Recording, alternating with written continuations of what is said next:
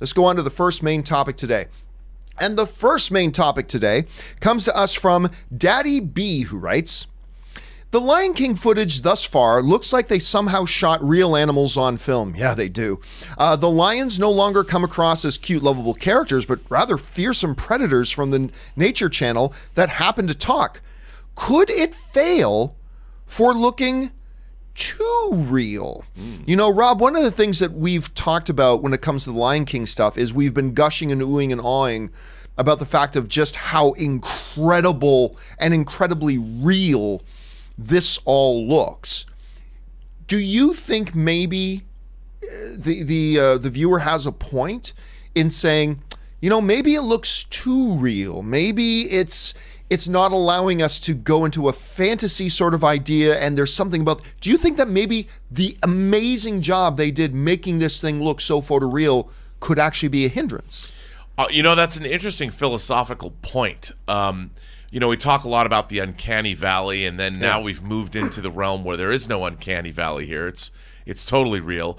But I think that once animals start speaking, and once they start talking in English, I do think that there is that level of we have the line, the Rubicon, if you will. We're crossing the line into unreality enough that we know that animals can't talk. Right. We know that they cannot be as articulate as, say, Mufasa is.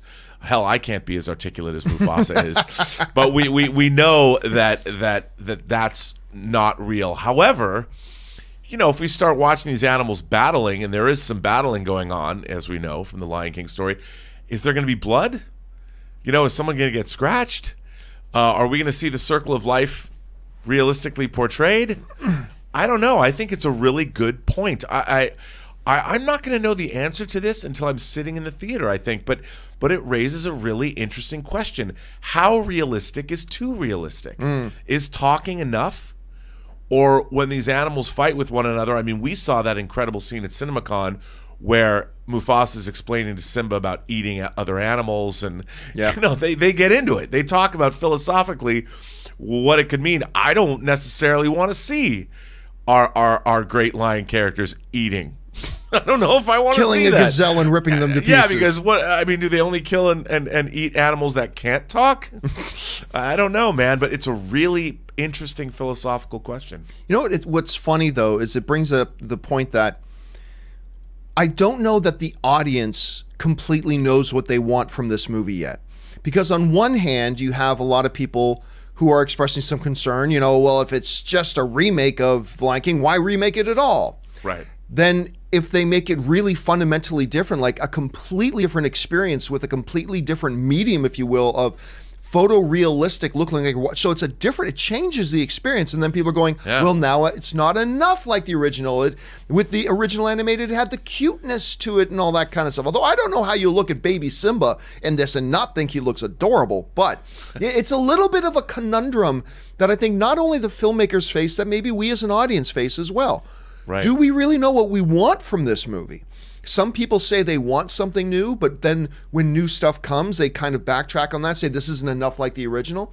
Some people say they want it just like the original, but then when there's really familiar elements, we feel like, but now we've seen this before. So it's going to be interesting to see. The reason I'm so looking forward to this movie is because that photorealism is going to take this great story and make it a different experience, because we feel like we're looking at the real thing. So I think you're right though, it's going to be really interesting to see how we feel when we actually see the movie. Yeah. Does that photorealism add to it, or does it take away? It's an interesting point. You know, I've always thought that fantasy films have to have a little bit of awe and a little bit of wonder in them to work.